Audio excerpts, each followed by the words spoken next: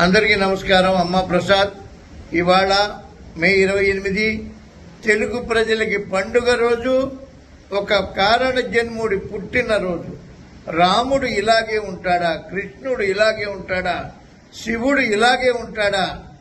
ఇది దేవతల రూపమా, హావభావాలా అని ప్రజలు ఎన్టీ రామారావు గారి ఫోటోనే పెట్టుకుని పూజించిన సందర్భాలు కూడా ఉన్నాయి. ఇంకా భారతదేశ చరిత్రలో కాదు, ప్రపంచ చరిత్రలో ఆ పాత్రలు ఎవడు వేయలేడు. ఆ తరువాత ఆయన రాజకీయాల్లో నన్ను ఆదరించిన ప్రజలకి ఏదైనా చెయ్యాలి. ఢిల్లీ పెద్దల ముందు తెలుగువాడు తలదించుకుని నిలబడకూడదు. తెలుగువాడి ఆత్మగౌరవం నిలబడాలి. ఆత్మగౌరవం నినాదంతో పేద ప్రజల కోసం, బడుగు బలహీన వర్గాల కోసం పెట్టిన పార్టీ తెలుగుదేశం. 40 ఏళ్లు కాదు, 400 ఏళ్లు ఉంటుంది. ఇది నిజం.